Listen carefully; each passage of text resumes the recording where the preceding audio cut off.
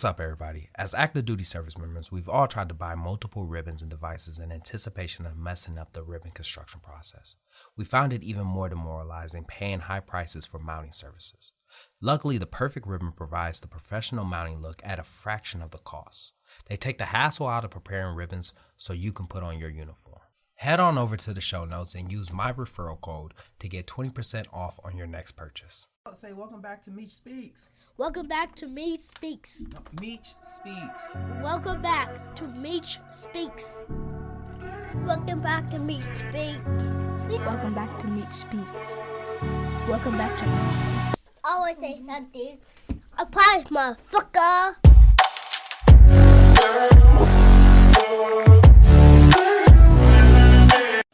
What's going on, everybody, and welcome back to another episode of Meech Speaks. I'm your host, Demetrius Thickpen, also known as Meech Speaks. Now, I know it's been a minute since we had a guest on the show, but hey, look, this ain't no stranger to the show now. I got my brother here, Artavius Merritt. Y'all know him as RT. What's going on with it, man? What's up, man? Thank you for having me again. And then, too, right quick, I just want to give you your flowers, bro. I know your people see what you're doing out here. You're doing amazing things. Hey, y'all, my boy just reached 10K followers. That's an amazing accomplishment. And we from the same neighborhood, Detroit, Michigan. So to hit 10K, bro, I just want to give y'all flowers before we even start the show. Man, look, the price is up now. You feel me? The price is up. It gotta be. and hey, once again, man, getting the kids in the sports. RT, man, damn, you such a good ass father, bro. I tell you, bro, like, you really a good ass dad. Like, I ain't even about to hold you up. But back to the episode, man. Yep. Back to the episode. I feel like one of the biggest things is that the price is definitely up. You know what I mean? And the beautiful thing about this entire situation is the simple fact that I never switched up. Yeah. And I was sitting back on that for like a cool minute, bro. Yeah. You feel me? In the sense of when I first started and watching everybody else, do their own thing. And I don't know who needs to hear this, but a lot of times, like, we'll get in our heads and we'll start judging ourselves based off of what we see someone else do. You feel me? And then we'll judge ourselves based off of the success that somebody else is receiving, thinking that that's the exact same type of success that we supposed to receive. Yeah. And during that judgment, man, like, you would sit back and you gon', switch it up a little bit. You gonna try to hop on a trend. You gonna hop on a challenge. And I told this story recently, but this story stood out to me because I remember I was in a coaching group, and it was right when I had just started, bro. It was right when I just started. Okay. And these coaches, they wasn't kicking nothing like some sage shit. You feel me? They weren't kicking nothing sage. It was just they was kicking something that somebody else taught them, and they were trying to get a kick on their own coaching program. Gotcha. So they were using us as a test pilot. Okay. And me and one of the coaches, we kept going back and forth about my content. Mm-hmm. And I was trying to tell him, like, look, man, like, I want to do things that resonate with me. Mm-hmm. You feel me? I want to do things that resonate with me. And I remember him telling me, well, you should do these trends and you should do these challenges. And it was the push-up challenges and the pull-up challenges. Okay. And this is when I first realized that I was going to be Meech Speaks. Okay. You know what I mean? So if I'm Meech Speaks, why is Meech doing pull-ups? Why is Meech running? Right. You feel me? Why is Meech doing these things? Right. And I told him, I was like, look, man, I don't think that works for me. You know what I mean? Like, I don't want to become a trend. I don't want to become a challenge. You know what I mean? I want to be something that could be longevity for me. Absolutely. And he was like, well, if you don't do that, then your content's not going to blow up. Right. And I remember saying, well, I think it's best that I leave. And I'm so happy, bro. Like, I'm really so happy that I stuck to my guns on that one. I really stuck to my guns on that. That's amazing, bro. Two things. The first thing is I was literally telling a client of mine today, it's crazy. You know how the universe works. It's crazy. I just told my client, and I wind up posting it, but I said comparison is the thief of joy. Because oftentimes 100%. We can be in our own space, but yet we'll see somebody else's space and be unhappy just because of what they got, when it's like, look up all what you got. But bro, something that I want to ask you is, how hard was that process? Because I think a lot of people kind of fake the funk when they like, I had to stay true to me. But when you're really in that process, What did you do to make you stay grounded? Man, one of the biggest things that I did to keep myself grounded, and I'll tell you right now, that wasn't no easy feat. You know what I mean? That wasn't no easy feat, especially when you see everybody else, they're essentially, and I say quote unquote succeeding. You know what I mean? And they getting the clout, they getting the recognition, they shit getting shared. I kept telling myself, like, dog, like, do you really want to be a fucking video? You know what I mean? Like, do you really want to be a trend? You know what I mean? What do you want? And are you doing this for you, or are you just doing this for the sake of exposure? Because if you're doing this shit for the sake of exposure, you feel me? Then go crazy. Right. Go crazy. Hop on a trend. Hop on a challenge. You know what I mean? Align yourself with people that you wouldn't even talk to in real life. Right. You know what I mean? Because you know that they gon' boost your stuff up. But if you trying to do something, and you really trying to do something that's gonna help your community, and also some shit that you can resonate with, then bro, man, like, you gotta stick to your guns on this. That's deep. I don't think too many people can do that, because we live in a generation where that's not popular. You know what I mean? So it's like, you gotta have 100%. Some self-confidence, because a lot of self-doubt comes in that process. So I'm super proud of you, bro. And like you said, even being in that event in the coaches like program, because it's like, here this coach is coming in trying to change who you are. And that's almost like, we use the sports analogy a lot of times. That's like a coach coming in telling Steph Curry, like, you got to dunk the basketball more. You know what I mean? Like, he would never be great if he listened to a coach. You feel me? Yeah, like, you know, you got to dunk more if you want to get fans in the seats. But now he's the highest paid, like, most viewed athlete in the NBA in the last 27 seasons. So it's like, imagine if he listened to a coach. And I think that's what people need to hear. You don't always got to listen to friends, family, or whoever that doesn't see your vision, because they're not supposed to. And I love that you say that, bro, man, because it always goes deeper than just social media. You feel me? This is career. This is life. This is you finding yourself. You know what I mean? A lot of times, like, people give up on the idea of finding themselves and accept the idea of what someone else found for them. Because it came from a parent, it came from a loved one, it came from somebody close to him, it came from a person who said, nah, bro, don't do that. And here you are, inauthentic around people.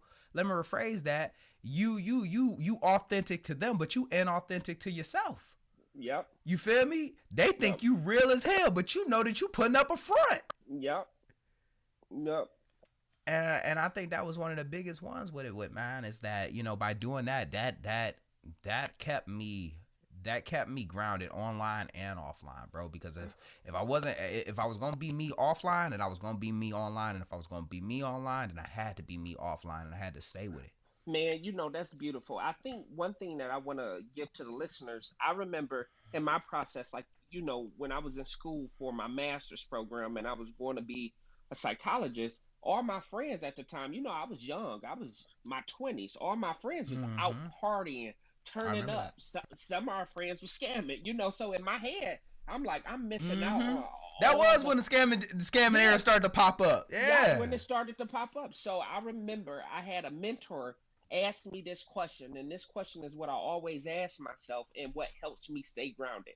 My mentor said, would you rather be at war with yourself but at peace with the world, or would you rather be at peace with yourself and at war with the world? And I'm like, wait, what? Like, you know, it was like say that again. Yeah, I was like, she said, shout out to Dr. Gaines. She's a psychologist out of Southfield, Michigan. But she said, would you rather be at war with yourself and at peace with the world, or would you rather be at peace with yourself and at war with the world? And, you know, for me, that's something that helped me stay grounded, because it was like, as long as kind of like what you said and your story, you know how we rock, resonates with me, because it's like, as long as we're true to ourselves, the rest will handle itself. 100%. You know, because that's how society works. Like, your friends won't support you until a stranger does. And then that's when everybody be like, oh, I knew you wasn't pop. man, I knew your shit was gonna pop, man. Yeah. You stayed, hey, you kept grinding. Yeah. You feel me? You stayed 10 toes down. Yeah. And the whole time they leaving out the part when they didn't even think that your shit was gonna pop off. Facts. The whole time they and you know what's so crazy is that I gave I forgave that years ago in the journey. You know what I mean? I forgave that very early on because I had to tell myself, man, like I was like, Meech, and a lot of people need to understand is that, you know, what you're doing may align with you, but it's not going to align with everyone around you. Fact. And you cannot expect anyone around you to support you with something that they don't align with. Yeah. You feel me? It's almost selfish to believe that, you know, just because you fucking with me, that, damn, man, I wish you would support my shit. No. For example, we do this podcast right here. You feel me? I don't expect like that many of my close friends or I don't expect that many of my family or some of my friends to listen to this episode. Yeah. Because I don't make podcasts for them. Absolutely. You know what I mean? They might listen to sport podcasts. Right. You know, so I made peace for that part right there. And a lot of times, and I feel like that's one of the biggest deterrents when you talk about somebody that wants to stick to their guns, that want to go to college, you feel me? Get a master's early, you feel me? You know, go against the grain coming from Detroit, Michigan, and everybody else is going into one direction and they scamming. That's when rapping is starting to really pick up in Detroit, and everybody telling you that you should go into this direction. But here you are now, and you're successful. It's like, come on now, like that's one of the biggest things. And the thing that I want to piggyback on, bro, is I also believe, like you say, the forgiveness part, and I understand it, but I think followers need to hear also what you said at the beginning. The price is going up. So it's like when those friends do come around, don't expect a discount because I built this. You know, so it's like 100%. It's one of those where, let's say they got a clothing brand. Hey, Meech, can I get on your podcast? No, the price that you charge everyone else, I have to charge you that. Yeah, and the price is up, and you're going to pay that price because my thing is this. I didn't hold it against you for not supporting me, but I'm damn sure not giving you a discount when you need help from me. And that's it right there. You feel me? No. And I love the way you put that, bro, because of the simple fact of, you know, because a lot of people will sit back and be like, oh, well, you think that now that you're this, that oh, you better than me, or you know, you too good for it. It's not that it's not that I'm too good. It's the fact that I know my worth. Absolutely. You know what I mean? And it's the fact that I've been with myself since the beginning. No. Back when I was charging free shit, you know, free calls, and back when the price was this, you didn't want to take it. You didn't think that I was good then. You see what I'm saying? You wanted to pay the other person. But now that you hear the reviews, now that you hear everyone say like, yo, no, he's really him. You know, now you're saying like, damn, man, like, hey, can I get yesterday's price? Yesterday's price is not today's price. Right. And I think that's what followers and people that's seeking you at this point need to realize, where now your price looks almost scary to some people, but you're worth it. You got results. Your name stands. So they have to pay that price. You know what I mean? And I think that's the biggest thing, because it's the same thing in therapy, where when I first started off, I was doing pro bono work. I was giving away sessions. I was giving away free group sessions. But now my price is my price. When they like, damn, this much for an hour? Because if you want the results, I'm a value-based type of person where my value is going to exceed this price that I give you. And I feel like that's the same thing that followers and people that's seeking partnerships with you should view as well, where the value that you bring to this partnership is worth way more than money. You know, if that makes sense. And I feel like, no, man. Like that makes perfect sense. You know what I mean? And you know what's so crazy about that is that I started saying yesterday's price ain't today's price.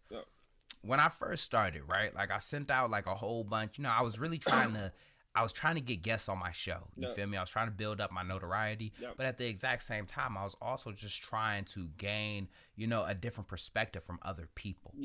And I remember reaching out to, you know, I forget. It was a Marine, you know what I mean? And she was popping, you know what I mean? She was popping on the military influencer side. And I was like this, like, I love to have her on the show, hop on, we do an episode. This is 2019 when I sent that out. She come back around in 2023 talking about, hey, you know, dog. First, she came back in 2023. Right. You feel me? Yeah. Like 4 years later, she comes back. You know, and she's like, I love to work with you. You know, sorry that I'm just now getting back to you. Like, as if I had sent this out last week. Right. I forgot that I even sent this message out. Right. You know what I mean? I had to look at it and be like, when did I was like, what are you talking about? Right. Not realizing there's a message above that in 2019. That's the last time we talked. That's powerful. And I was like this, and I said to myself, I said, I'm sorry, baby, I'm him now. Yeah. You feel me? I'm him now. Yeah. You know what I mean? Like this was a conversation we should have had, you know, back in 2019. Right. Back in 2020. Yeah. You feel me? Don't reach out to me 4 years later and say like, oh, I love to hop on your show because now you see people sharing it. Yeah. You know, I love to hop on your show because I see people collaborating. Right. You feel me? Switch gears, you know. A person coming up to you talking about, man, I love to, you know, man, hey, I hope you not too busy in your schedule. I'm 100% busy now. Yeah. Back when I was free, you wasn't fucking with me. Right. But I'm 100% busy now. Yeah. Let me ask you this, and then we can move forward. But I got one big question for you, and then by all means, we could talk about it off camera. You don't got to tell me. Are you finally charging your worth now? Oh, 100%. Okay. 100% for speaking engagements, and for sponsorships. Okay. You know what I mean? Like, I feel like that's one of the biggest things. You know, when I first started speaking, I was at a level where I was like, damn, man, like, I really need to get out there. Right. So, you know, I was showing up to the high schools. You feel me? I was showing up to them high schools, and I'm speaking, but I needed the exposure. Absolutely. I needed the camera time. I needed to build my portfolio. Yeah. You know, when I did that, man, when I did that engagement with Lisa Nichols, bro, like I was like, all right, well, at some point now, Demetrius, you gonna have to start charging. Yeah. You feel me? You gonna have to start charging. That's my boy name drop. Go ahead. You know what I mean? That's a big deal. No, you got to know, because that's the funny thing is now, like, some people would think, and by all means, I've known you all our life, but people will think when you start talking in a type of dialogue that you're arrogant or you know, you're conceited or you're overconfident, whereas like you got it out the mud and now you didn't put the results you have, like your resume is phenomenal. So now, yes, I do name drop. Yes, I do charge this price. Like, I remember when I started seeing your prices go up for sponsorship, I was the one, I was still was like, bro, that's not enough. Look at the resources that you have. So it's like, to see where you at now, moral of the story, I'm so fucking proud of you, man, because like I said, it's not easy. And we live in a generation where they think overnight success happens. I remember when you had 100 followers to 200. Now you got 10K, and I can't wait till you get to 15 to 20. Like, we got to get you out there, and you getting yourself out there. So like I said, I think that's just the dopest thing in the world, bro. And I want you to take a time just to recognize it. Man, and I feel like that's one of the biggest things, man, especially as we talk about recognition, because a lot of times, bro, you feel me, we gaslight ourselves. Ooh. You know what I mean? Like, we get accomplished, we accomplish something, and the moment that we go to celebrate it, we immediately will rain on our own parade. You know what I mean? We'll graduate top of our class. We'll overcome the obstacles, but then we'll say, well, you still got to lock in this. You still got to get your clientele up. Yeah. You know what I mean? Not acknowledging the fact that you started and you completed more than what everybody else has. But instead of saying that to ourselves, we'll say, well, so many people have completed more than what you have. You know? I remember, just to, go back to the 10K part, you feel me? I hit it and I was just like, man, but it'd be nice to have 10,000 listeners. Like, I had to stop myself. I said, yo, Meech, bro, like, when are we going to be happy? Right. You feel me? Like, when are we going to finally allow ourselves to be happy? Why is there always going to be a carrot at the end of the stick? You know, and we live in this culture right now where it's this always, hey man, you gotta keep grinding. You ain't sleep for the weak. You know what I mean? You sleep when you're dead. And I feel like that's such this false idea that you burn yourself out and you run past major monuments in your life, major milestones within your life that you were supposed to stop and relish. But you don't even realize that you accomplished that. Let me rephrase that. You haven't even you don't even acknowledge it. You don't even acknowledge it until it's years later, and then you when you explain it to somebody and they're surprised, you don't even know why they're surprised because you never stopped to realize what you just ran past. You feel me? Like when I tell people that I wrote a book, motherfuckers be looking at me, you know what I mean, and they be like, "Wow, man, like that's a major accomplishment," and I just shrug my shoulders. Now. One of the biggest things is, and this is the reason why I had to stop gaslighting myself, because imagine if you told somebody your accomplishments and they just shrugged their shoulders to you. I mean, you still got more. Yeah. I mean, you know, everybody do that. Yeah. How would you handle that, bro? Well, one thing before we get there, bro, I think realizing that that's a trauma response that a lot of us have. You know, like growing up, you got to think about it. Growing up, especially where we from, it's never good enough. You know what I mean? Like we're always taught, like I have to, in order to get a certain amount of attention, I have to be good at something. That's why a lot of us turn to sports. You know what I mean? Like, hey, I'm starting. Hey, I'm a quarterback. You know, so it's never good enough, and that's our own trauma response to, all right, I still got to do more. You know what I mean? And that's us really never fully healing or being able to feel an accomplishment, because right after you just scored 3 touchdowns in that game, you got to go be the man of the house at 16. So you're not even able to really realize, like, damn, not too many people score 3 touchdowns in a game. Like you said, with the followers.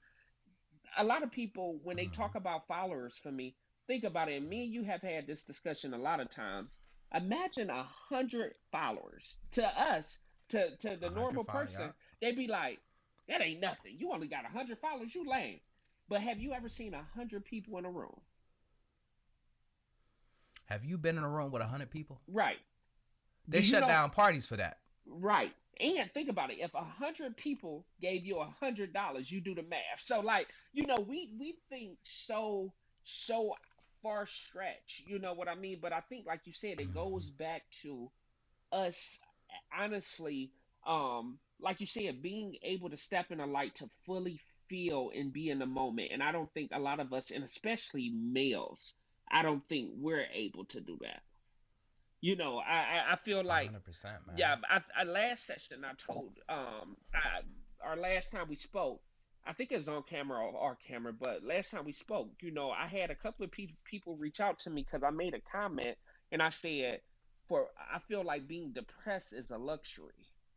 And I think a lot of people that rubbed them the wrong way. So I couldn't wait to speak about it on here again. But I said being depressed is a luxury because to a Black person, we can't afford to just stop. Like we're constantly having to go no matter what it is. Man, we can't lay in bed all day. I had to write that one down. I had to write that down, bro. And I'm so happy that you brought that up. I'm so happy that you brought that one up, man, because you know when people hear that, you know, because we in that culture right now. You feel me? Let me rephrase that. We in that era right now where people are now starting to acknowledge mental health. Yep. You feel me? And we in that era right now where it's almost becoming cool to be broken. Oof. You feel me? Talk. Yep. And everybody wants to pride themselves on like, and I'm not taking nothing away from it because thank God we start to do it because we used to treat it like it was a fucking taboo years ago where people were like this. I'm going to therapy. You feel me? I'm doing my shadow work. I'm healing. You know, I'm working through my anxiety. I'm working through my depression. I'm working through my traumas. You know, and I hear that. I hear that. But those ain't things that I really wanted to work on, though. you know what I mean? Like, those weren't never really things that I really wanted to work on. You feel me? Like, I'm not gonna take my car to the auto shop to get fixed if ain't nothing wrong with it. Right. You know, and I'm not and I'm not saying don't do that, because by God, go and do it. But it becomes, because everybody is doing it, it feels like if you're not doing it, then you're not a part of the trend. But a lot of times, like, people are under this impression that it's a trend when it's not. So I completely understand what you mean when you say, like, you know, some people don't have the luxury to be depressed. Yeah. And what that means, and how I interpret that is that I don't have the luxury to go internal and you know, just go down a couple of the symptoms of it. And I can always be missing it because depression, you know, affects other people differently. I ain't got the luxury to be in my head all day. I ain't got the luxury to talk down about myself all day. I ain't got the luxury to sleep in all day. I ain't got the luxury to disconnect from the world all day. I got kids. You feel me? I got a job. Bro, what you just said is the most valid thing, because think about it. The moment that you do, they're going to call you a deadbeat. Regardless. You know what I mean? And that's what I mean by that statement where, like, everything you just said, where, yeah, we get tired. Yeah, we get mentally drained. But we don't have the luxury because of society and the way that society upholds us, where we got to continue to do no matter what. You know what I mean? Where I'm being honest, and it goes back to what you were saying, where people, you got to work hard, you got to do all of this, da-da-da. Like you said, to me, that's bullshit. I never seen a person that worked 2 jobs rich or wealthy. You know, like, when there's like, I'm working 2 jobs, I'm at Chrysler at night, I'm at this, but still you're struggling. So it's like, at some point we got to break that cycle where, no, it's about working smarter, not harder. Where, no, I want my 8 hours of sleep, but also in those other hours, I just tripled my money. You know, and then to piggyback and again, I go think, ahead, bro. Oh no! Go ahead. No, the last thing I want to. No, I lost it. Go ahead, you got it. No, the last thing I just wanted to piggyback. You hit so many fucking great points that you always do this to me, where I'm like, fuck, I gotta say this. Like, you hit so many great points, but the last point that I think what you were saying, bro, and I want to put it in a therapeutic standpoint. When you talk about mental health, it's a lot of misdiagnosis, and that's where it begins to get sticky. Like what you saying, you're not, you know, like, discrediting anyone that really has a mental health. But what you're saying is, it's so many, like, you ask somebody, I'm depressed. Okay, what therapist or who diagnosed you with that? Oh, nobody. I just can tell. Where, like you say, now that is the problem. You know what I mean? Not the ones that may really have it, but it's so many. I was dating a narcissist. How do you know? Was he diagnosed with it? No, he wasn't. But this is your opinion. So, like you said, it's these self-made diagnoses is what get me. Man, and that's the thing, bro. You feel me? You know, just to double back on that is that, you know, we live in this era right now where we gotta be grinding, but we also gotta do it. You know, to be honest with you, when you describe this era, bro, when you describe it, it almost seems, it sounds very overwhelming. You know what I mean? Yeah. You got to go to therapy. You got to do your shadow work. You got to break generational curses. You got to create another stream of revenue. You feel me? You got to turn your hobby into a primary. You know what I mean? You got to quit your fucking job. You know what I mean? You got to follow your dreams. You got to never give up on yourself. You got to uplift your neighbor. Shit, while you're at it, you got to taste it. Bro, that's a lot. That's impossible. A lot. Like bro, you said, impossible. Bro, somebody just dropped in. You know what I mean? Like, when if somebody just dropped in, and this is something that I have been practicing a lot of lately, is I speak about things as if I have to speak to somebody else. You know what I mean? Like, I don't try to speak in a sense of me being in it. I try to be me representing it or me talking about it. You know what I mean? That's so, and what I mean by that is that just like how I describe this era right now, I say that I speak about that as if I'm talking to somebody else. Like, somebody else just dropped in, and now I'm speaking from it from that perspective.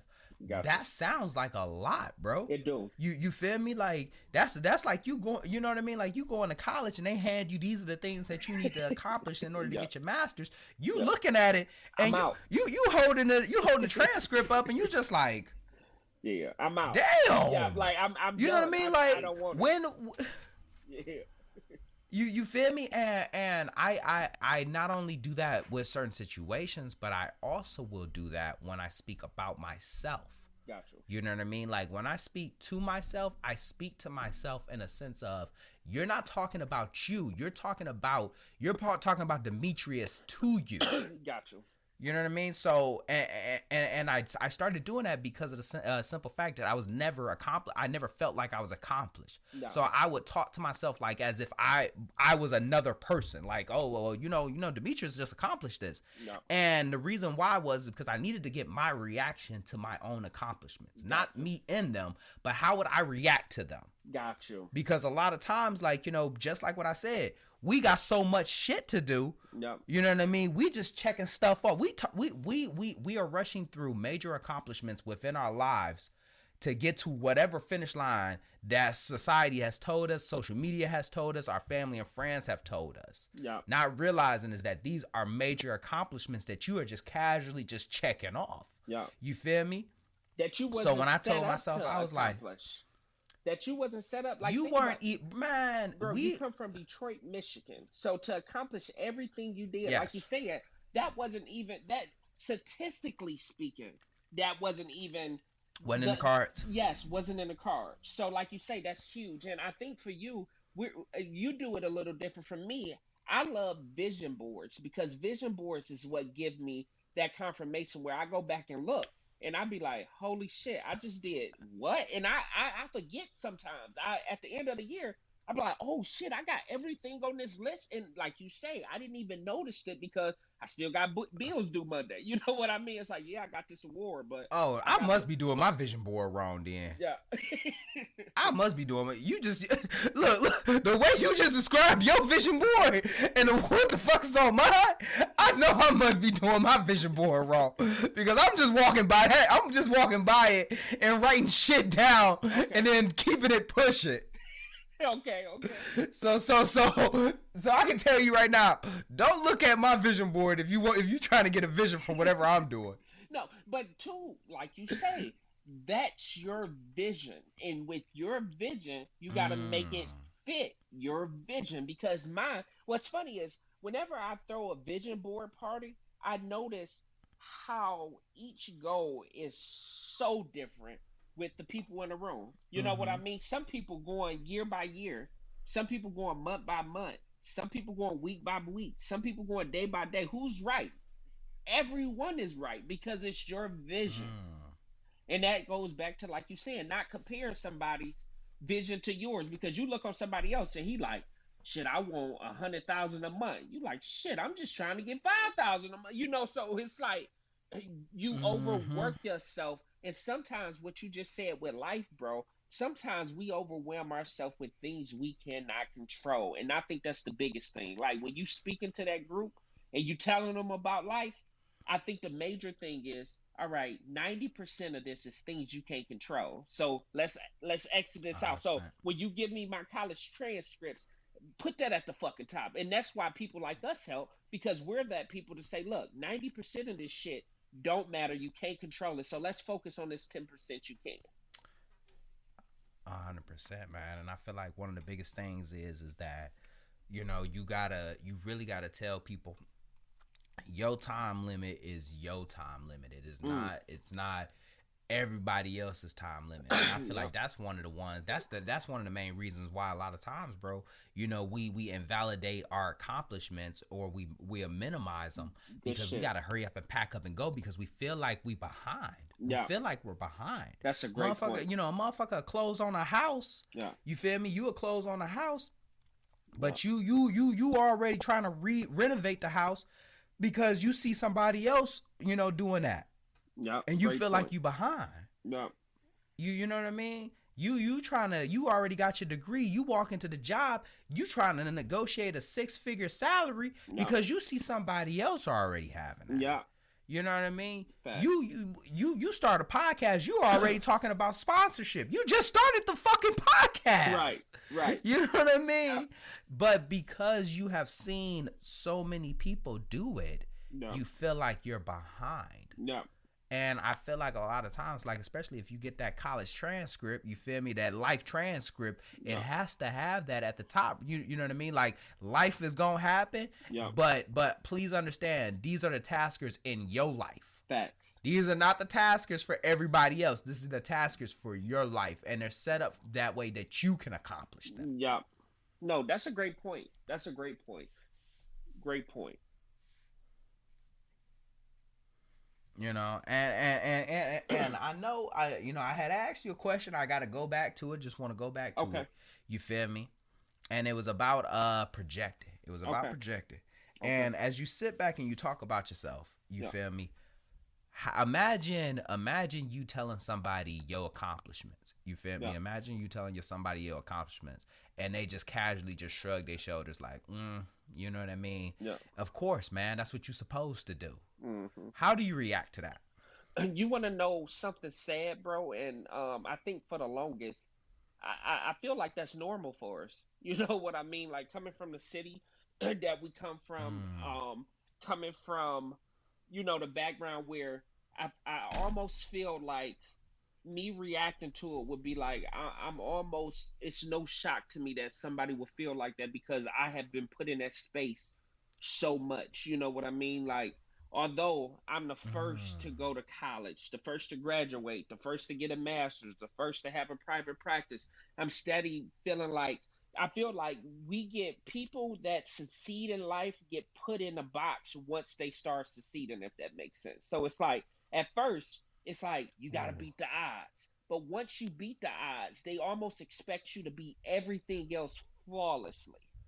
So one of the things that I say is you never know when a lion is crying because it roars. You know what I mean? So it's like, if he's hunting, he roars. If he's crying, he roars. So it's like you never can tell when a lion is crying. And I feel like that's the space that I get put in a lot of times, where it's like, no matter how well I do, once I crack that code where they seen I can overcome the things that was unbeatable, I always got pushed in that light where they oftentimes think I don't get weak, if that makes sense. What I like that, man. Like, yeah. I like. Yeah, you know what I mean? So I think, what about me? The same question? Yeah, same question. Man, so that actually just recently happened to me. You know what I mean? Where I was telling somebody, I can't. Yeah, it recently just happened. Where I was like, somebody was talking to me. You feel me? And I was just like, damn, man, you feel me? Like I hit a big milestone. I ain't hear from you. Yeah. You know what I mean? And they went on there, was like, oh, well, I mean, are you going to congratulate a car for driving? A bird for flying? Yeah. And I'm saying to myself, like, yeah, motherfucker. Right. Yeah, I am going to congratulate. You know what I mean? But at the exact same. Go ahead. What's up? No, go ahead. And I'm thinking to myself, like, because you're over there sitting there, saying that this was something that I was supposed to be doing. This was not something that I was supposed to be doing. Fact. Now, I get it from your perspective that eventually, like, yeah, I was going to blow up, so it's no surprise. But at the exact same time, regardless if it was a surprise to anybody, this is still an accomplishment. This is still a milestone. Now, hear me out. You know what I mean? That's a great point. And that point right there brings me to this.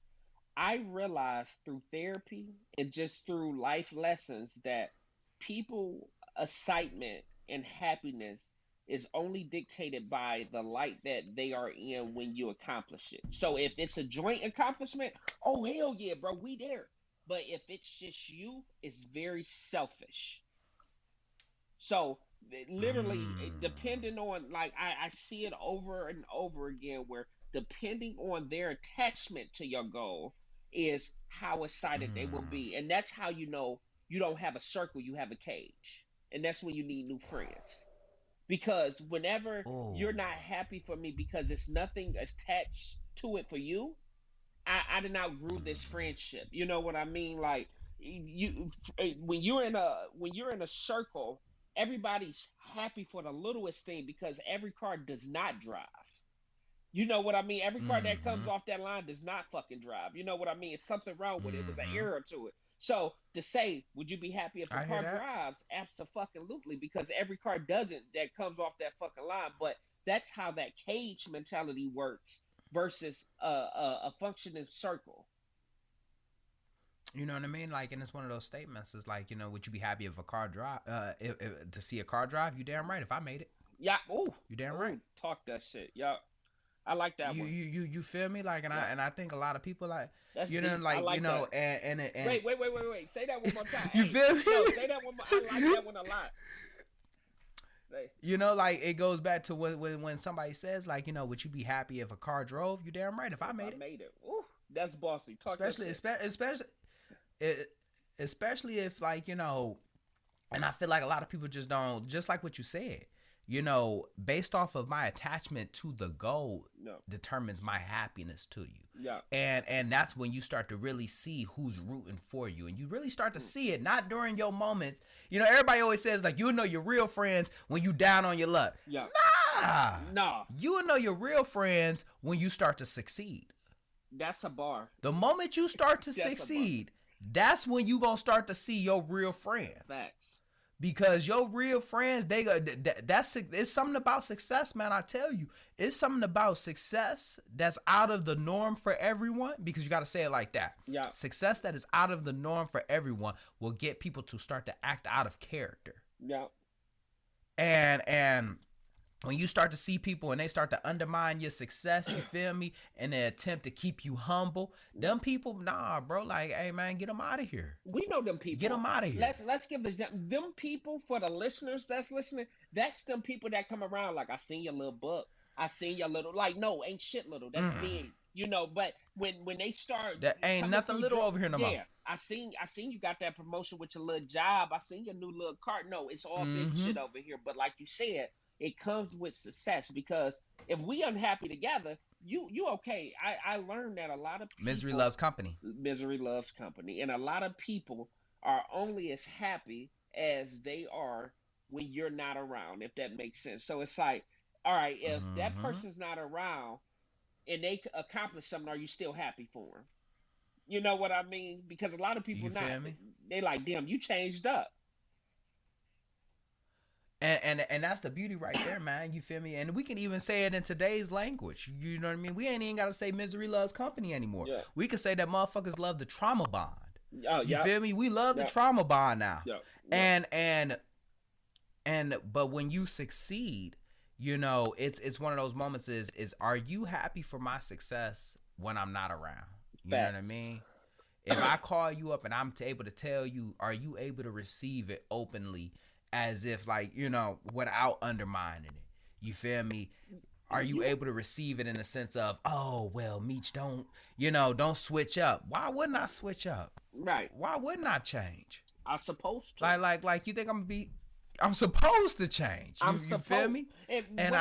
What I noticed, not to cut you off, bro, what I noticed is it's oftentimes what you just said earlier, it's not you that's changed, it's them that change. Where before, you ain't never asked me to borrow $5,000-$10,000, but now you asking. So who really changed? You know what I mean? Like before, success will make the other people. Yeah. Come on now, talk your shit. You feel me? And somebody, you know, I heard somebody say that recently in an interview. You know what I mean? Like a motherfucker will sit back and say that you changed. I'm like this, like, well, I didn't change, man. Like when I was broke, you didn't ask me for money, but now that I got some money, now you asking me. You the one that changed. I didn't. Yeah. You know what I mean? Yeah. And that was one of the biggest ones, is that like a lot of people will sit back and be like, oh, well, you know, are you still doing this little thing? It ain't little. You know what I mean? I didn't see it as a little thing when I first started, and I definitely ain't seeing it now. And if that offends you, you offended now because you see how big it really did get. Yeah. Yeah. And what people do, bro, a lot of times people project their own fears and their limitations on you. You know what I mean? So when they come and they say, bro, you sure you want to go that big? You sure you want to? Yes, I'm sure. But a lot of people project what they cannot do onto you. And I think that's a huge a huge problem with society. Now, bro, not to go off topic, but I got a real question for you. Out of everything that you have done so far, what would you say is your biggest accomplishment in business? In business? No. Oh, um, my biggest accomplishment in business, like financially. It don't even got to be financially, but just like now that, bro, you're an author, you got leading Uh, podcasts in the culture. The guest speaking, everything that you got going. What do you feel is your most biggest accomplishment so far? I think my biggest accomplishment, man, is the fact that I remained consistent. Mm.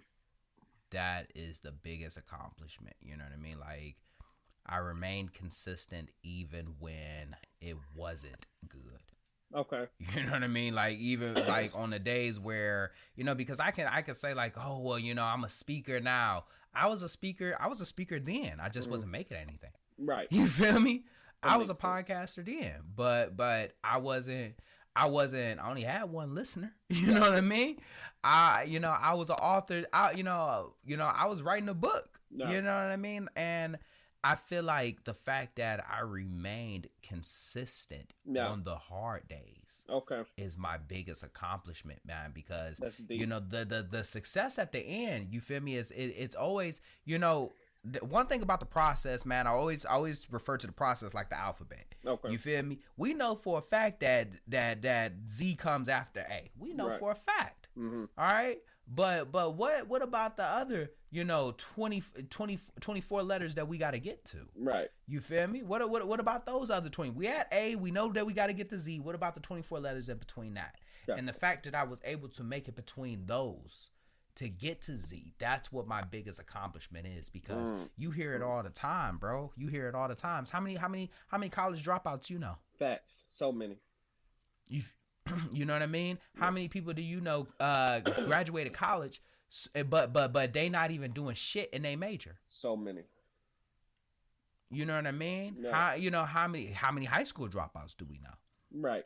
I know a lot of people that started a podcast and quit after the first 3 episodes. I know a lot of people that had an idea about doing a book and quit after, a couple sentences. I know a lot of people that spoke at events but quit when the money didn't come in. So the fact that I stayed consistent, even when I felt like there was no end in sight, that's my biggest accomplishment. That's dope.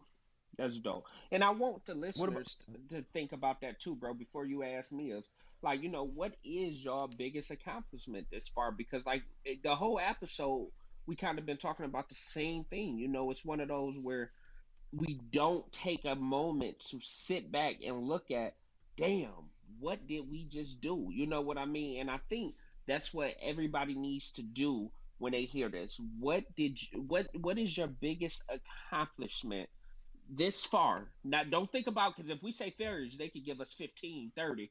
What's your biggest accomplishment this far? That's what I want y'all to know. And you was about to ask me the same, bro? Yeah, I was about to ask you the exact same one. I want to say mine is a little bit online with yours, kind of, but mine, I think, is the ability to take risks. I feel like, I feel like everything that I have accomplished, the private practice was like a scary one. Thinking like, damn, can I do this? The book was scary. Every goal that I have set out has been extremely terrifying to me, because I never thought I could do it. You know what I mean? Especially being a black man in America. So I think if my ability to just be like, hey, if I don't make it, I'm back to square one anyway, so I might as well try. So I would say my ability to take risks. And I feel like us as people, we're too scared to take risks because we're afraid to fail in front of the public's eye, where you don't fail if you don't quit. Like you just said, consistency. You only lose when you quit. You know what I mean? So I took every L as a lesson. You know what I mean? And I understood that was a part of my risk, where it was a calculated risk, where, all right, how can I get from point A, like you said, to Z? And if I fail in between, do I have the ability to risk it one more time? 100%, 100%, man. And as we come to a close to this episode, man, I just got a couple of questions for you. You know what I mean? And the first one, man, is: would you rather be needed or wanted? And what are we speaking in general? Are we speaking in relationships? Are we speaking in friendships? I'm gonna say in general. Okay. Because it can always apply. It can always change up and stuff. So let's leave it in general. No, absolutely.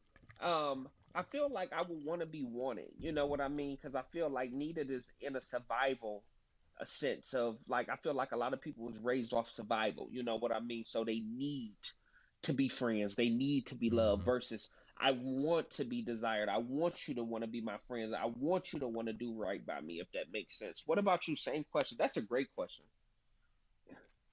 Same question. I'm just like you. I would rather be wanted. Okay. Why and so? A little bit more vulgar on my end of why I would rather be wanted is because when I hear somebody say they need something, I immediately think of a drug addict. Okay. You see what I'm saying? And you, once again, coming from Detroit, Michigan, you I know you've seen one just as much as I've seen one. Yeah. You know what I mean? And we can go downtown Detroit and see all type of them. Absolutely. You feel me? Yeah. And that's what it looks like when you need something to me. Okay. That's what it always looks like when you need something. Gotcha. But when you want something, you it's there because you want it there. It's there because you're liked. It's there because, you know what I mean? It's not a necessity. It's it's always a luxury. And if I am a luxury in someone's life, that I appreciate that. You know what I mean? That's deep. I don't want to be a need in somebody's life, because if they cannot access me, then they're willing to do anything to get to me. No, that's a fact. And my grandmother always used to tell me, if you give too much too fast, they'll fall in love with your hand and not your heart. And that's what makes me think of need. You know what I mean? Like you say, if you always need something from me, you falling in love with my acts of service versus actually just being in my presence. Yes, 100%. You know what I mean? Yep. If you need me, it's one of those things of what void am I filling in your life? Facts.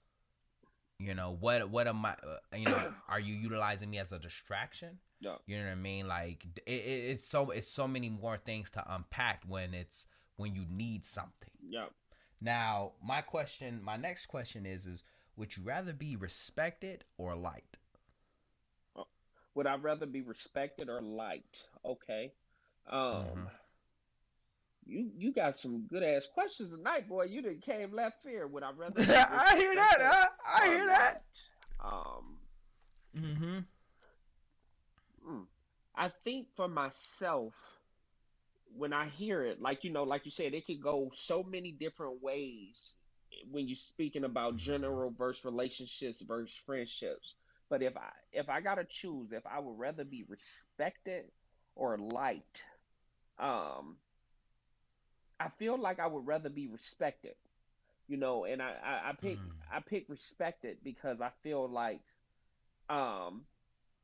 you can like your wife, you know what I mean, but that don't mean you not gonna go cheat, because it's like, no, I like you, but it's like with respect, it's a certain level of like integrity that I feel like you gotta withhold when you speak about respect, because it's like it's some shit that you just won't do to somebody you respect, versus if you like somebody, you may still like them but still do wrong by them. What about you? Man, I asked you first because I still haven't been able to answer that. You know what I mean? That's why I had to ask you first. Yeah. But I actually, to be honest with you, man, I think I would rather be liked. Okay. I think I would rather be liked. Why is that? You know what I mean? And the reason why I would rather be liked is because I feel like my ego is tied into respect. Okay. You know what I mean? Like, and when I think of respect, man, like I can get people, I always look at it from a military standpoint. Okay. people are gonna respect me because of the rank that I wear. That comes with it. Gotcha. But the work ethic, that comes from the like. You know what I mean? Like, if they didn't like me, they gonna complete the job, but they're gonna complete the job at bare minimum. Okay. You know what I mean? But if they liked me, you feel me? If they liked me, they're completing it more. There's always gonna be this emotional attachment to it. Okay. You know what I mean? And I you know, once again, like, if they're gonna respect me regardless. You know, now just like you, in a relationship, I feel like it will switch. Okay. Almost. Yeah. Where just, you know, you can like somebody all you want. You'll cheat on them. Yeah. You know what I mean? I've seen that. I've seen that. Yeah. But when you respect that person, it now goes towards this idea of, damn, man, I really don't want to have my significant other looking like that. Gotcha. You feel me? They know, you know, they know that they know who my significant other is. Gotcha. So why would I go out here and look crazy and embarrass her? Absolutely. You know what I mean? So I feel like that's a hard one. If it's in general, I would rather just be liked. But if it's in a relationship, I will always rather just choose respect. See, this is why I love conversations like this, and I feel like listeners need to have conversations like this, because it's no right or wrong answer to any of these. You know what I mean? Because it's all perspective based. And like you say, from what I hear, I feel like I put it in a sports analogy where, you know, I can like a player but not respect a player. You know what I mean? Like, damn, that's a good guy. But when I see Kobe in there at 5 a.m., 4 a.m., putting in work, that amount of respect translates. That's respectable. To me. Yeah, where I'm like, fuck, I gotta go play hard for him, because if he doing all of this for me, I gotta play hard. Versus like, I can like LeBron but might not respect his game, because I'm like, I don't see you got the dog in you. You know what I mean? I like you as a player. Like, you average 30, 10, and 10. But you're a great showman. Yeah, great showman. So I feel like you said, either way, it depends on the situation. But great, you got another one? Man, I ain't got one. Those are my only two right there. Those are my only two in the shoot right there. I got one for you, and I got. Oh, okay. I hear that now. I hear that. I got one for you, and I got one for the listeners. So, like, you know, with this talk of I'm gonna use, because, you know, a lot of us got kids, so, you know, the Spider-Man with this meta universe and all of this and different versions of Spider-Man and stuff. You know, I always dissect things way differently. Instead of just enjoying the concept of the movie and how the movie is going to be, it brought me to a question, bro.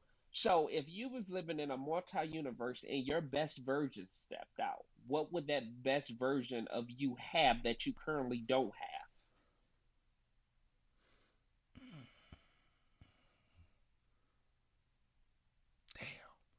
That is a good question right there. Yeah. And to the listeners, I want to repeat it one time.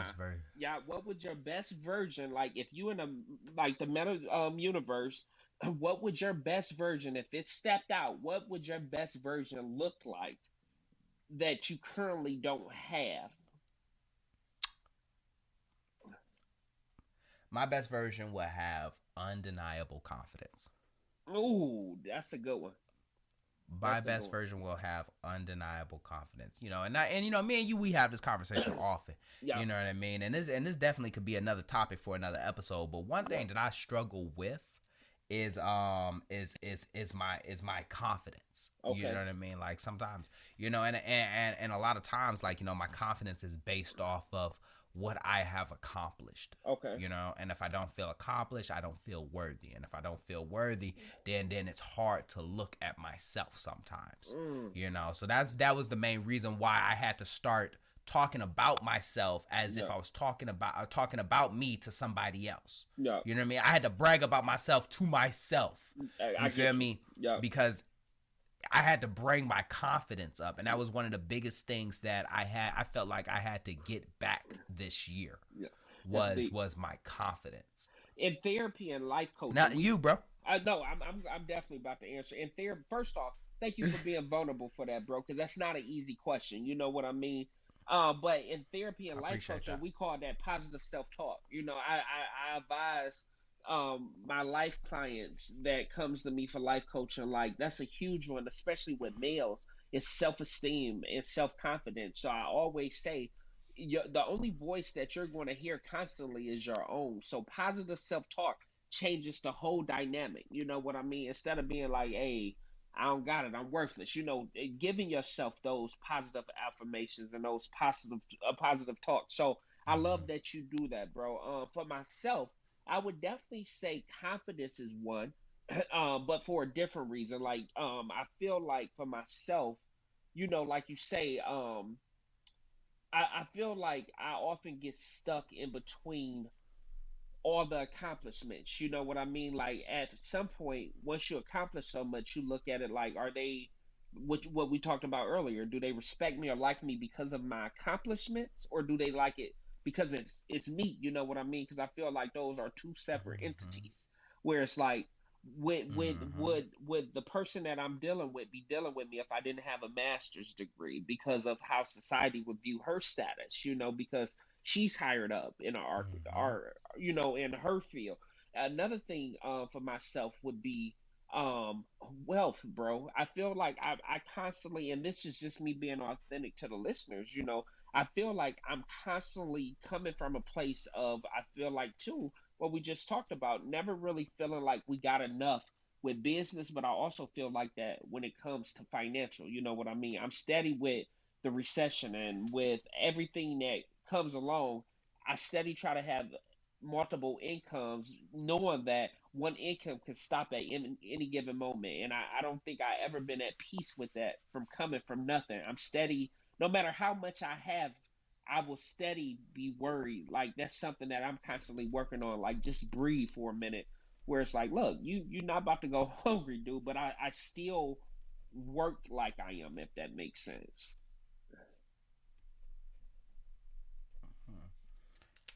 I like that, bro. I love that, man. I love that, man. And just like that, man, another extraordinary thought left this ordinary. I always do it on a live episode. Y'all already know that there's going to be an intro to this, man. But once again, man, my brother Artavius Merritt. Bro, I got to tell you, man, that's a strong, I know you've heard that before. Yeah. Artavius, that's a strong name. Yeah. That's a strong name. Yeah.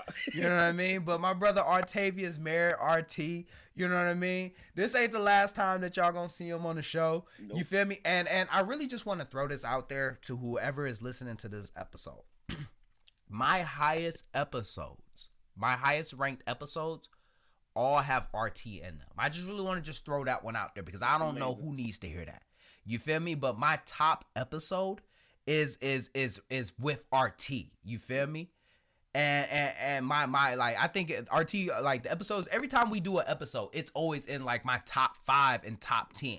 You know what I mean? Hands down. No. I just really just got to throw that out there, bro, because a lot of people, like, if you listening to this episode, man, like, just please understand that if you type in RT Merritt, you feel me, there's going to be a list of episodes with us there. Those episodes are gems, man, and I cannot stress that enough. They are damn them some good ass episodes, man. So it was always it's always an honor to have you on the show, man. It's always just, man, I love the conversations. I love the energy that you bring, bro, and I greatly appreciate you. No, and bro, thank you so much for having me. And I think that's just credit to you, bro. You and we got chemistry off, like, but you just a dope ass individual, and you're one of those people where we talk about circles where I giving flowers, like sometimes I almost get chills, no homo, in a sense of you will text me out of nowhere for any accomplishment and vice versa. And that's what I mean, and what we mean by we're nowhere near each other.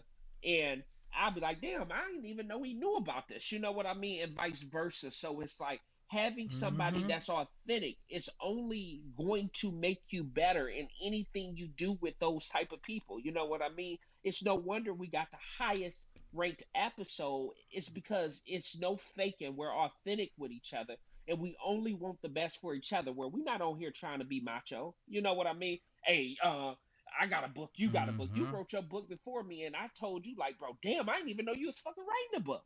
You know what I mean? So it's no ego with us, and that's what I appreciate. And one more time, bro, because before we leave, I'm so fucking proud of you, because 10K Arthur guest speaking, your price is your price now, and it's going up by the day. I just want to give you your flowers, bro, because this is against all odds. I know the hand you was dealt, bro, and for you to get here they see this here. It's almost like, to me, I compare you to Steph Curry, where they see him hitting all these shots, but they didn't see all the ones he was missing and all the practice he had where you was doubting yourself, where you was about to retool the whole fucking thing, but you stayed loyal, and then you went and got your own rings, man. So I commend you, bro. It's not an easy task, and I don't want you to feel like this is just a walk in the park or everyday thing just because you're walking through it. Because, bro, a lot of people feel that what you're doing right now.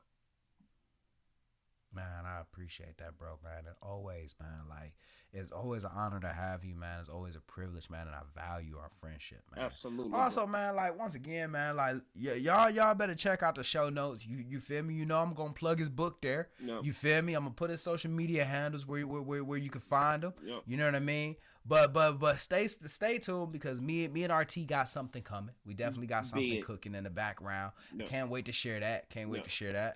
Yeah. But